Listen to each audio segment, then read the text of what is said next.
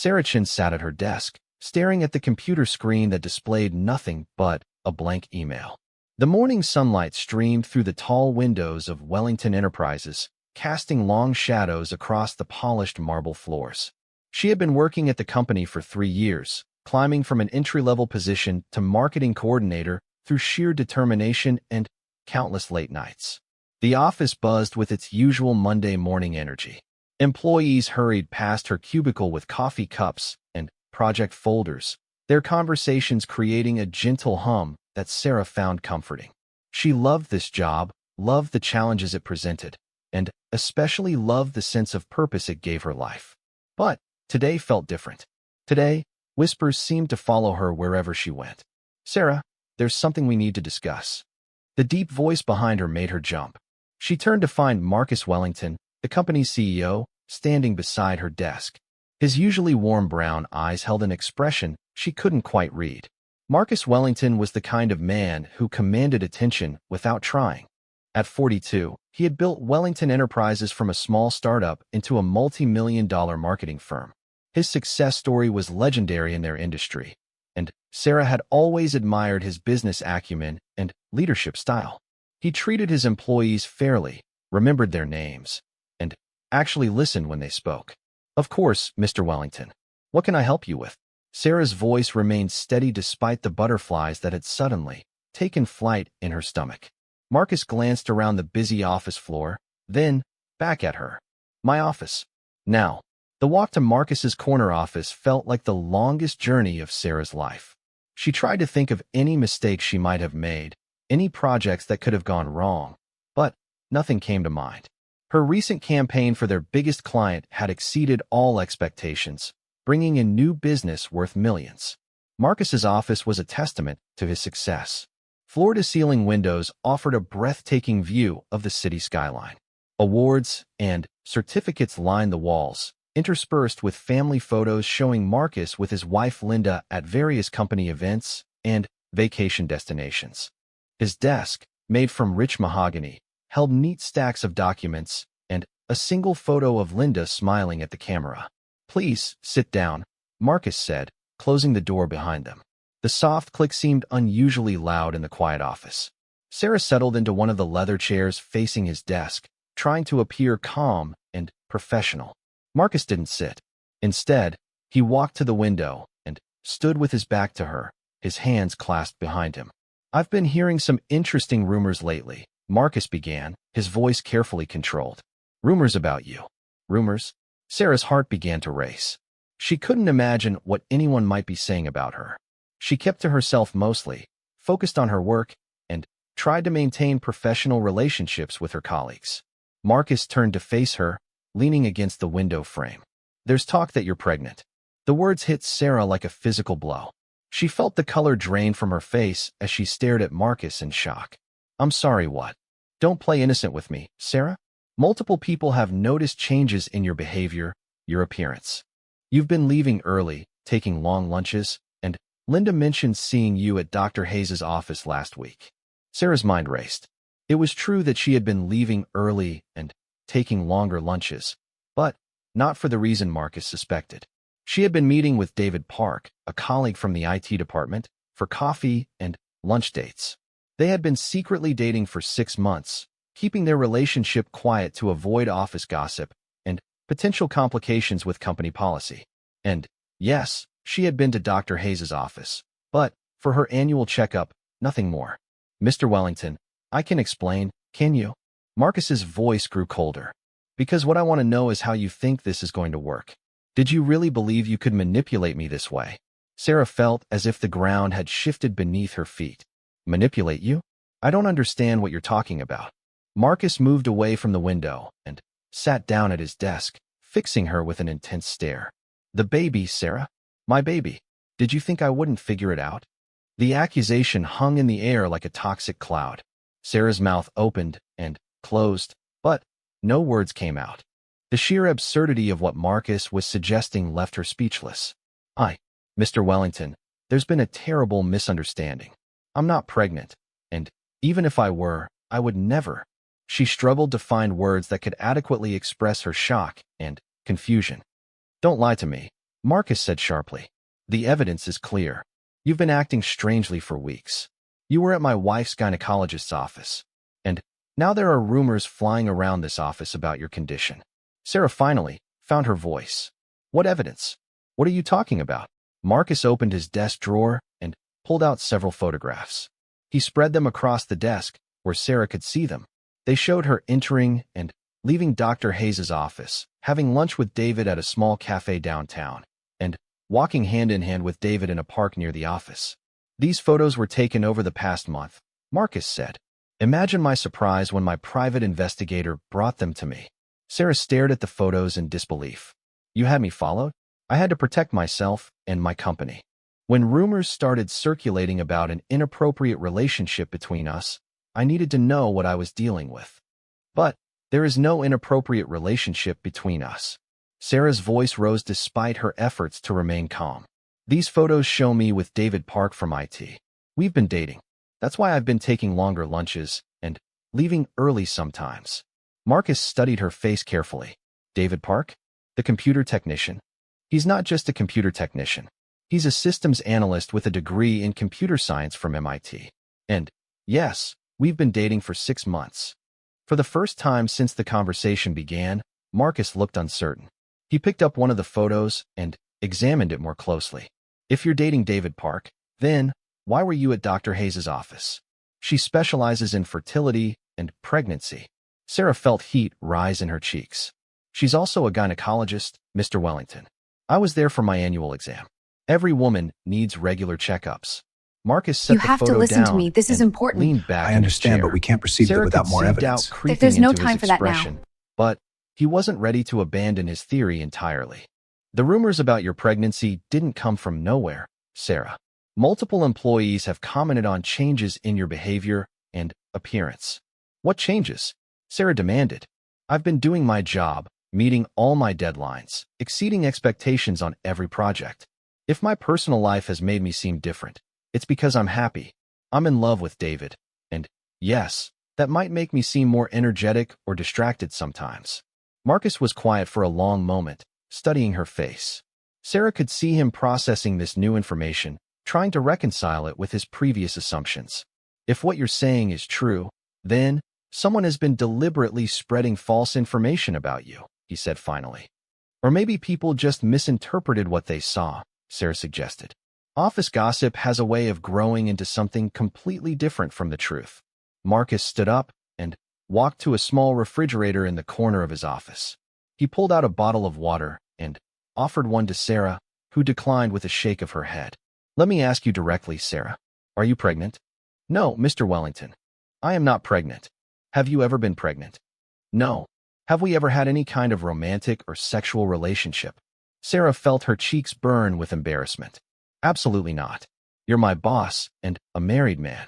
I would never do anything to compromise my professional reputation or your marriage. Marcus nodded slowly, but Sarah could see that he was still wrestling with doubts. I need you to understand something, Sarah. The rumors about us having an affair have reached my wife. Linda is devastated. She's questioning everything about our marriage, about my loyalty to her. This isn't just about office gossip anymore. Sarah's heart sank. She had always liked Linda Wellington on the few occasions they had met at company events. Linda was warm and friendly, always interested in hearing about Sarah's work and career goals. I'm so sorry, Mr. Wellington. I had no idea the rumors had reached Mrs. Wellington. What can I do to help clear this up? I don't know yet, Marcus admitted. Linda is so upset that she's barely speaking to me. She's convinced that I've been having an affair and that you're carrying my child. Sarah felt a wave of nausea wash over her.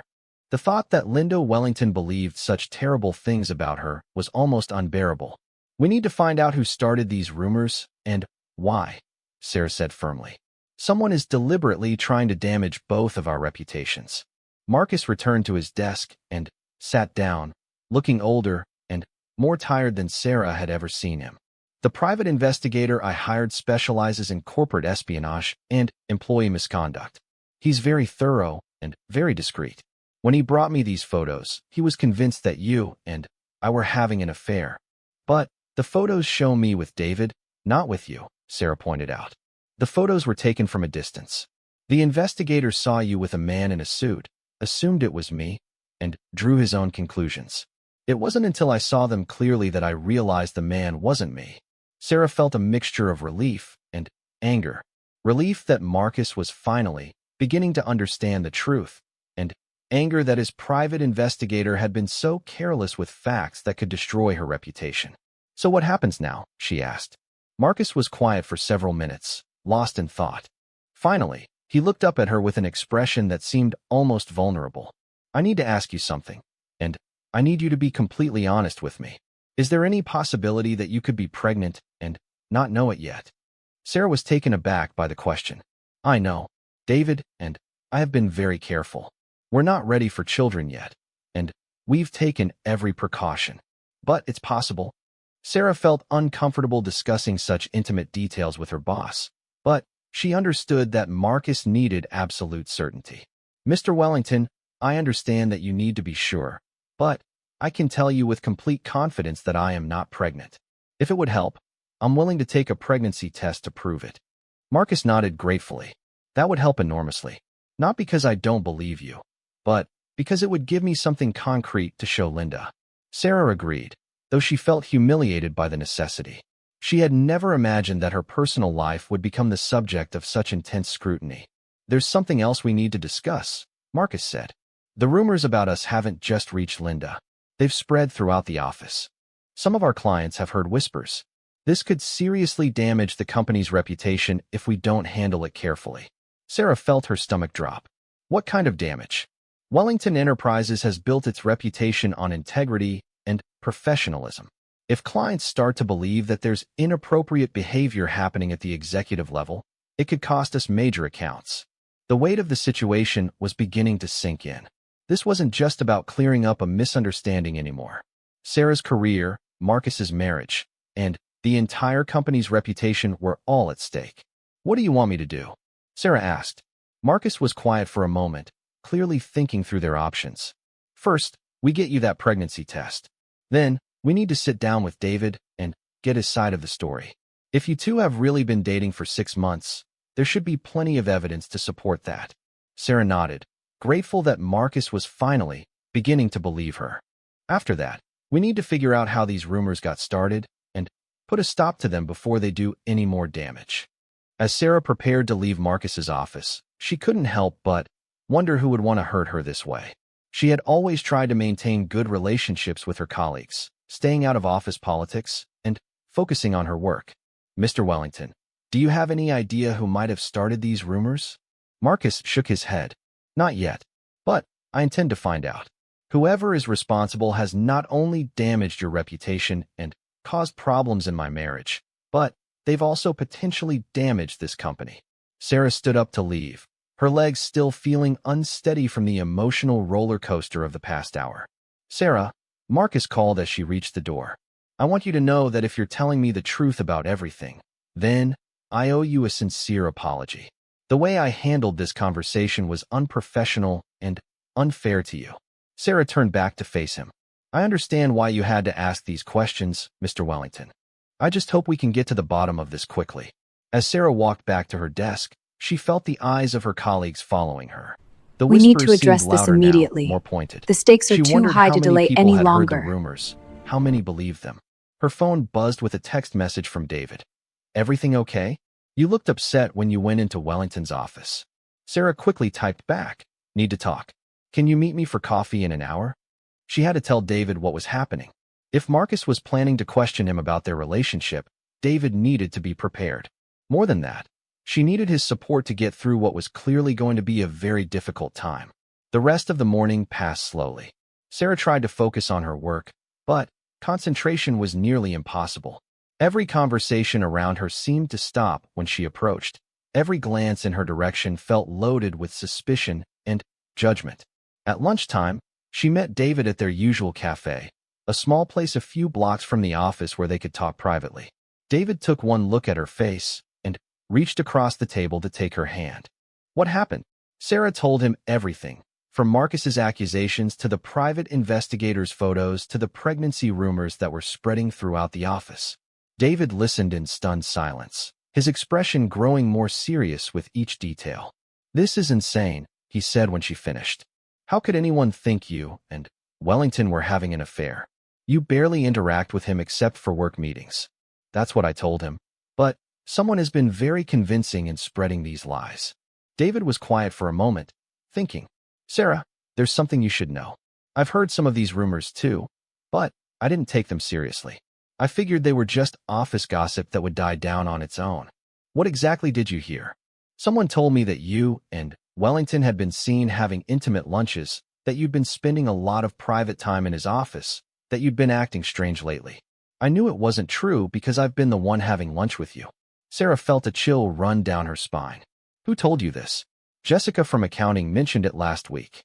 She said it was all over the office, but she didn't believe it herself." Jessica Martinez worked in the accounting department and had always been friendly to Sarah. It was hard to imagine her spreading malicious rumors. "Did Jessica say where she heard it?" David shook his head. "She just said it was going around." "But, Sarah, there's something else.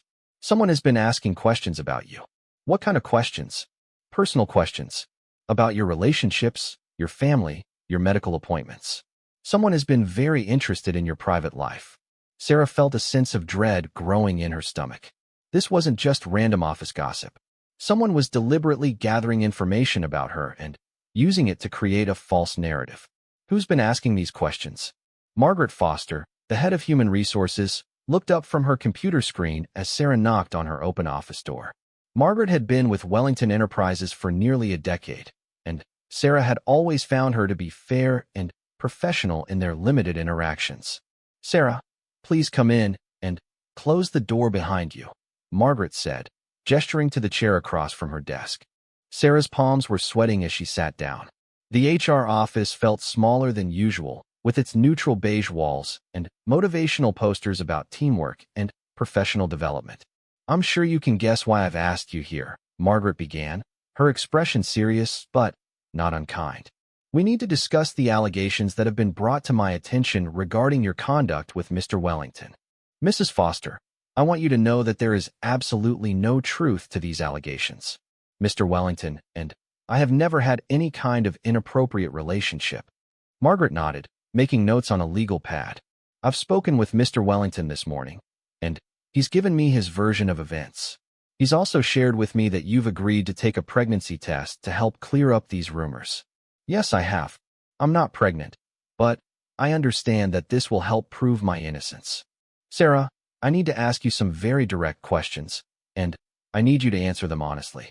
Your job may depend on it." Sarah felt her heart racing, but she kept her voice steady. "I understand. Have you ever been alone with Mr. Wellington outside of normal business hours?" "Only for legitimate work purposes. There have been a few times when I stayed late to finish projects, and Mr. Wellington was still in the office. But we were never alone together in a private setting." Margaret wrote down Sarah's answer and continued. "Have you ever received gifts or special treatment from Mr. Wellington?" "No, never. He's always been professional with me." "Have you ever communicated with Mr. Wellington through personal phone numbers, email addresses, or social media?" "No. All of our communication has been through official company channels." Margaret set down her pen and looked directly at Sarah. "I have to tell you that several employees have come forward with concerns about your behavior over the past few months. They've reported seeing you act in ways that suggested you might be involved in an inappropriate relationship." "What specific behaviors are they referring to?" "Frequent absences, secretive phone calls, changes in your appearance and mood, and being seen with a man they believe to be Mr. Wellington." Sarah took a deep breath. "Mrs. Foster, I can explain all of those things. I have been taking longer lunches and leaving early occasionally because I've been dating David Park from the IT department. We've been keeping our relationship quiet because we wanted to make sure it was serious before dealing with any workplace complications." Margaret's eyebrows rose slightly. "David Park? How long have you been dating him?" 6 months. We met at the company picnic last summer and started talking. We realized we had a lot in common and began spending time together outside of work." "Why didn't you report this relationship to HR?" "Company policy requires disclosure of romantic relationships between employees." Sarah felt her cheeks redden. "I know, and we plan to disclose it soon. We wanted to wait until we were sure about our future together." We didn't think it would be an issue since we work in completely different departments, and there's no conflict of interest. Margaret made more notes. Can David corroborate this relationship? Yes, absolutely. We have photos together, text messages, dinner receipts, movie tickets. We've been together constantly for the past 6 months. What about the sightings of you with Mr. Wellington? That's where the confusion comes from. David and Mr. Wellington are both tall men who wear business suits. From a distance, I can see how someone might mistake David for Mr. Wellington. Margaret was quiet for several minutes, reviewing her notes and thinking through the implications. Sarah, I'm going to need to speak with David Park to verify your story. I'm also going to need you to provide evidence of your relationship with him. Of course, I can get everything together this afternoon. There's something else we need to discuss, Margaret said, her tone becoming more serious. The rumors about you and Mr. Wellington have spread beyond this office. We've had clients ask questions, and it's starting to affect the company's reputation. Sarah felt sick to her stomach. I had no idea it had gone that far. We need to handle this very carefully. If these rumors continue to spread, it could seriously damage the company. More importantly, if they're proven false, we need to find out who started them and why. Do you have any ideas about who might be responsible? Margaret hesitated before answering. There are a few employees who have been particularly vocal about the rumors. I can't share names with you right now, but we're investigating. As Sarah prepared to leave Margaret's office, she felt emotionally drained but somewhat hopeful that the truth would eventually come out. Sarah, Margaret called as she reached the door. I want you to know that if these allegations prove to be false, the company will take appropriate action against whoever is responsible for spreading them. Malicious gossip and character assassination have no place in this workplace. Sarah returned to her desk to find David waiting for her, looking concerned. How did it go? He asked quietly. I told them about us. Margaret wants to speak with you next. David nodded grimly. I figured that was coming. Don't worry, I'll tell them everything. That evening, Sarah and David met at his apartment to gather evidence of their relationship. They printed photos from their phones, collected restaurant receipts, movie ticket stubs, and compiled a timeline of their relationship. Look at all this, David said, spreading the evidence across his dining room table. 6 months of memories together. How could anyone think you were having an affair with Wellington? Sarah picked up a photo of them at a local art festival, both smiling broadly at the camera. Someone wanted people to think that. The question is who and why. I've been thinking about that, David said. Who would benefit from you being discredited or fired? Sarah considered the question. I can't think of anyone. I've always tried to get along with everyone at work. What about people who might want your position? You've been very successful lately, bringing in new clients and exceeding targets. That was true. Sarah had been promoted twice in 3 years and had recently been mentioned as a candidate for a senior marketing position that would open up next year. Maybe someone sees me as competition, she mused. David pulled out his laptop. Let's think about this systematically. Who has access to information about your schedule, your appointments, your personal life? They made a list of people who might have the opportunity to spread rumors about Sarah. It included colleagues from her department, administrative assistants who handled scheduling, and employees who might have overheard conversations or seen them together. What about security footage? David asked. The building has cameras everywhere. If someone has been following you or watching your activities, there might be evidence. Sarah's eyes lit up. That's a great idea. But how do we get access to the footage? Leave that to me. I have administrator access to most of the building's systems. While David worked on accessing the security system, Sarah's phone rang. It was her best friend Emma, who worked at a different company across town. Sarah, I just heard the most ridiculous rumor about you, Emma said without preamble. Someone told me you were having an affair with your boss and might be pregnant. I told them they were crazy, but I wanted to check with you. Sarah's heart sank. The rumors have reached outside the company? Apparently so. Who told you this? My neighbor's sister works in your accounting department. She heard it at some kind of networking event yesterday. Sarah closed her eyes, feeling overwhelmed by how far the lies had spread. Emma, none of it is true. I'm dating David Park, who works in IT at my company. Someone has been spreading malicious rumors about me. Who would do such a thing? That's what we're trying to figure out. After ending the call with Emma, Sarah felt more determined than ever to find out who was responsible for the rumors. Her reputation was being destroyed not just within the company, but throughout the entire industry. David looked up from his laptop with excitement. I found something interesting. Look at this. On his screen was a timeline of security camera footage showing Sarah's movements throughout the building over the past month. More importantly, it also showed other people's movements. See this? David pointed to a timestamp from 2 weeks ago. This shows someone following you from your desk to the elevator. And look here, the same person was lurking near the entrance when you left for lunch. Sarah studied the blurry image on the screen. Can you make it clearer? David enhanced the image as much as possible. The figure was wearing dark clothing and kept their head down, making identification difficult. It's definitely someone who works in the building, David observed. They know the layout. They know how to avoid the main camera angles. They spent the next hour reviewing more footage, identifying several instances where Sarah appeared to be under surveillance. The pattern was clear. Someone had been systematically watching her activities and documenting her movements. This is starting to feel really creepy, Sarah said, wrapping her arms around herself. We need to show this to Margaret and Wellington, David said. This proves that someone has been deliberately targeting you. Just then, David's phone buzzed with a text message. He read it and frowned. What is it? Sarah asked. It's from my friend Mike in building maintenance. He says Margaret Foster wants to see me in her office tomorrow morning at 8. Sarah felt a mixture of nervousness and hope. That's good, right? It means they're taking our relationship seriously. I hope so. But, Sarah, there's something I haven't told you. Mike mentioned that someone from upper management has been asking questions about me too. What kind of questions? About my background, my qualifications, my relationship with you. Someone has been very interested in whether I'm the kind of person who would lie to protect you. Sarah felt anger rising in her chest. This is getting out of hand. Someone is really going to great lengths to destroy both of our reputations. David pulled her close, wrapping his arms around her. We're going to get through this, Sarah. The truth always comes out eventually. But, as they sat together on his couch, both lost in thought, Sarah couldn't shake the feeling that their ordeal was just beginning. The next morning, David arrived at Margaret's office at exactly 8 o'clock. Sarah had barely slept, worrying about what questions they might ask him and whether their evidence would be convincing enough. Meanwhile, across town, Marcus Wellington sat in his car outside Dr. Elizabeth Hayes's fertility clinic, staring at the building that had become so familiar to him over the past 2 years.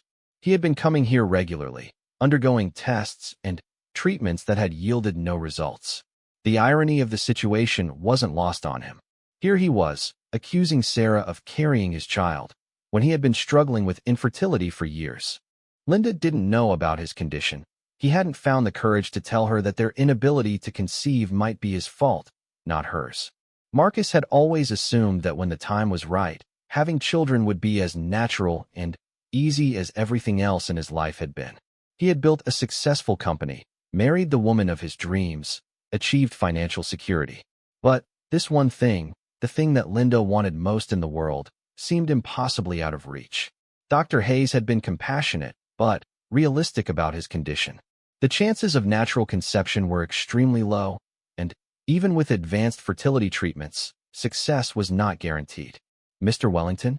Dr. Hayes's nurse appeared at his car window. Your appointment was 10 minutes ago. Are you coming in?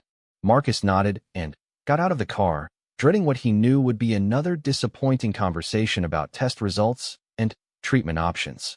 As he walked into the clinic, he thought about the conversation he had had with Sarah the day before. If she was telling the truth about not being pregnant, then someone had been playing a very cruel game with all of them. But, more than that, if Sarah was innocent, then he had treated a valued employee terribly, accusing her of things she had never done based on nothing more than malicious gossip. The weight of the situation was beginning to crush him. His marriage was suffering, his company's reputation was at risk, and he had potentially destroyed an innocent woman's career based on lies. Inside Dr. Hayes's office, Marcus struggled to concentrate on the medical consultation. His thoughts kept returning to Sarah's shocked expression when he had accused her of carrying his child. Mr. Wellington, are you listening? Dr. Hayes asked gently. I'm sorry, doctor. I have a lot on my mind today. I was explaining the results of your latest tests. I'm afraid there's been no improvement in your condition.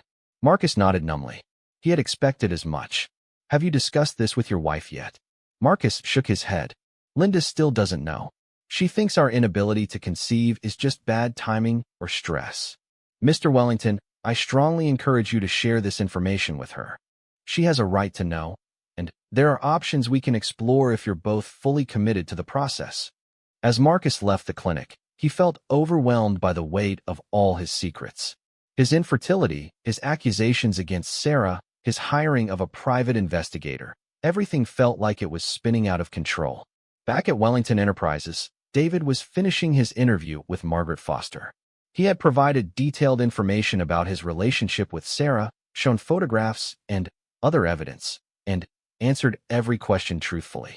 Thank you for being so forthcoming, David, Margaret said. Your information corroborates everything Sarah told us yesterday. So you believe us? The evidence is quite convincing. But we still need to find out who started these rumors and why. David hesitated, then decided to share the security footage he and Sarah had discovered. There's something else you should know. Sarah and I reviewed building security footage last night, and it appears that someone has been following her, watching her activities. Margaret's expression grew serious. Do you have access to that footage? David pulled out a flash drive. I've compiled the relevant clips. Someone has definitely been surveilling Sarah's movements. As Margaret reviewed the footage, David could see her growing concern. This is very disturbing, she said finally. It suggests that the rumors weren't just casual gossip, but part of a deliberate campaign to damage Sarah's reputation. What happens now? Margaret was quiet for a moment, thinking through the implications. I need to escalate this to Mr. Wellington immediately. If someone is active, Marcus Wellington sat in his office late that Thursday afternoon, staring at the security footage on his computer screen. Margaret Foster had briefed him on her conversations with both Sarah and David, and the evidence was overwhelming. Not only had he been completely wrong about Sarah's alleged pregnancy and affair, but someone had been systematically stalking and sabotaging one of his employees. The revelation hit him like a physical blow. He had spent 2 days believing the worst about Sarah, accusing her of manipulation and deception, while the real culprit remained hidden in plain sight. His phone buzzed with an incoming call from Linda. He hesitated before answering, knowing that their conversation would be difficult. Marcus, we need to talk. Linda's voice was strained, lacking its usual warmth. I know. I've been meaning to call you all day, but things have been complicated at the office. More complicated than your affair with your employee? Marcus closed his eyes, feeling the weight of his mistakes. Linda, there's been a terrible misunderstanding. Sarah isn't pregnant, and we never had an affair. Someone has been spreading false rumors about us. There was silence on the other end of the line. What do you mean? Linda's voice was barely above a whisper. Sarah has been dating a colleague from our IT department for 6 months. The pregnancy rumors were completely fabricated. I've seen evidence of their relationship, and HR has confirmed everything.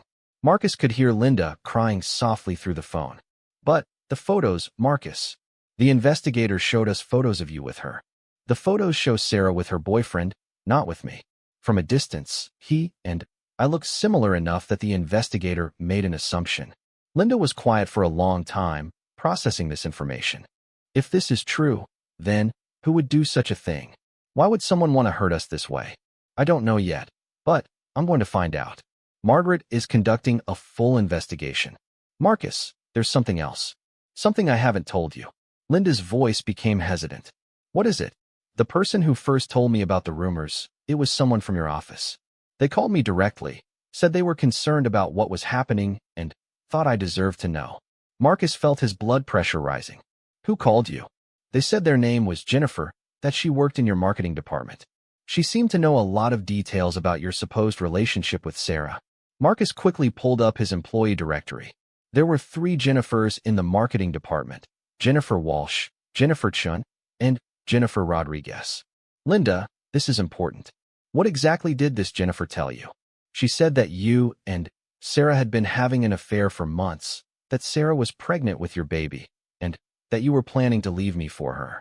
She said she felt terrible keeping it a secret, but couldn't watch me being deceived anymore. Marcus felt sick to his stomach. Someone had deliberately called his wife to destroy his marriage, using detailed lies to make the story believable. Did she say anything else? Anything that might help us identify her. She mentioned that she had seen you and Sarah together many times, that other employees were talking about it, and that she thought I should know before you made the relationship public. After ending the call with Linda, Marcus immediately contacted Margaret Foster. "We have a lead," he told her when she arrived in his office. "Someone calling herself Jennifer from the marketing department contacted my wife directly to spread these rumors." Margaret's eyes widened. "That's a significant escalation. Contacting your spouse directly shows this wasn't just office gossip. It was a deliberate attempt to damage your marriage. I need to know which of our three Jennifers is responsible. Let me handle this carefully. If we approach this wrong, we could alert the real perpetrator and give them time to cover their tracks." While Margaret began her investigation, Marcus found himself reflecting on his own behavior over the past few days. He had hired a private investigator, accused an innocent employee of terrible things, and nearly destroyed Sarah's career based on nothing more than malicious rumors. But there was something else weighing on his mind, something that made the whole situation even more painful. His secret visits to Dr. Hayes weren't just about routine medical care. For the past 2 years, he had been undergoing fertility treatments, trying desperately to give Linda the children she longed for. The irony was crushing. He had accused Sarah of carrying his child when he couldn't even conceive a child with his own wife. Marcus picked up his phone and dialed Dr. Hayes' office. "Dr. Hayes, this is Marcus Wellington. I need to ask you about patient confidentiality." "Of course, Mr. Wellington. What can I help you with?" "If someone claimed to see one of your patients entering or leaving your clinic, would you be able to confirm whether they were actually a patient?" "Absolutely not. Patient information is strictly confidential." "Why do you ask?" Marcus explained the situation with Sarah, including the false claims about her pregnancy and visits to the clinic. Dr. Hayes was quiet for a moment before responding. "Mr. Wellington, I can tell you definitively that the employee you described has never been a patient at this clinic. The person who claimed to see her here was either mistaken or lying." "Are you certain?" "Completely certain. We keep detailed records of all patients, and I personally know most of the women who come here for fertility or pregnancy-related care. The woman you're describing has never been here." Marcus felt another wave of anger at whoever had fabricated such detailed lies. "Doctor, there's something else. I think it's time I told Linda about my condition." "I think that would be wise, Mr. Wellington. Secrets have a way of causing more harm than truth, even when the truth is difficult." After ending the call with Dr. Hayes, Marcus sat alone in his office, trying to gather the courage to have the conversation with Linda that he had been avoiding for 2 years. Meanwhile, 3 floors below, Margaret Foster was conducting her own investigation into the 3 Jennifers in the marketing department. Jennifer Walsh had been with the company for 5 years and had an exemplary record. She was married with 2 young children and had never shown any interest in office politics or gossip. Jennifer Rodriguez was newer to the company but had quickly established herself as a reliable and professional employee. She worked closely with Sarah on several projects and had always spoken positively about her. Jennifer Chun, however, presented a more interesting profile. She had applied for the same promotion that Sarah was being considered for, and she had been passed over for advancement twice in the past year. More significantly, her work computer showed unusual activity during the times when the rumors were most active. Margaret decided to start with Jennifer Chun, but she wanted to be strategic about her approach. "Jennifer, could you come to my office for a few minutes? I'm conducting routine follow-ups on some recent personnel matters." Jennifer Chun appeared nervous as she sat down across from Margaret's desk. She fidgeted with her hands and avoided eye contact. "Jennifer, I'm investigating some rumors that have been circulating about Sarah Chun and Mr. Wellington. Have you heard anything about this situation?" Jennifer's face flushed slightly. "I've heard some talk around the office, but I try to stay out of office gossip." "What specifically have you heard?" "Just that Sarah might be involved with Mr. Wellington, and that she might be pregnant. But I don't really know if any of it's true." Margaret watched Jennifer's body language carefully. The young woman was clearly uncomfortable, and her answers seemed rehearsed. "Jennifer, I need to ask you directly. Have you had any contact with Mrs. Wellington about these rumors?" Jennifer's face went pale. "Mrs. Wellington? No, I don't even know her." "Are you sure?" "Because someone calling herself Jennifer from the marketing department contacted Mrs. Wellington directly to tell her about these allegations. Jennifer's hands began to shake slightly. I don't know anything about that. Margaret leaned forward. Jennifer, this is very serious. Making false accusations against a colleague is grounds for immediate termination. Contacting an employee's family member to spread lies could result in criminal charges for harassment. I wasn't. Jennifer stopped mid-sentence, realizing that she was incriminating herself. What exactly weren't you doing, Jennifer? Jennifer broke down completely, tears streaming down her face. I didn't mean for it to go this far. I was angry about the promotion, and I heard that Sarah was dating someone. I thought if people believed she was having an affair with Mr. Wellington, it might hurt her chances for advancement. Margaret felt a mixture of relief at finally having answers and disgust at Jennifer's motives. So you made up the pregnancy rumors? I saw Sarah coming out of a medical building downtown, and I knew that Dr. Hayes had an office there. I thought maybe she was pregnant, and it was easy to make people believe it was Mr. Wellington's baby. And you called Mrs. Wellington directly? Jennifer nodded miserably. I thought if his wife knew, it would force the truth to come out.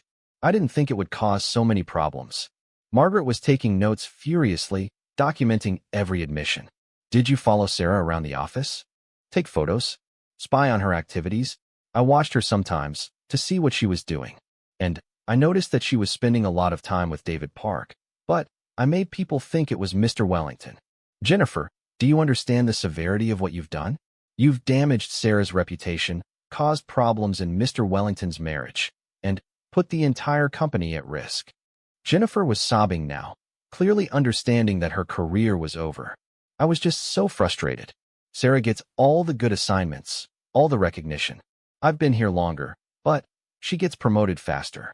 It didn't seem fair. Margaret felt no sympathy for Jennifer's justification. Destroying someone's reputation because you're jealous is never acceptable. You're terminated immediately, effective right now. Please, Mrs. Foster. I made a mistake, but I can fix it. I'll tell everyone the truth. It's too late for that, Jennifer. The damage is done. Security will escort you out of the building, and legal will be in touch about potential charges. As security led Jennifer Chun from the building, Margaret called Marcus to update him on the investigation's conclusion. We found our culprit, she told him. Jennifer Chun from marketing admitted to everything.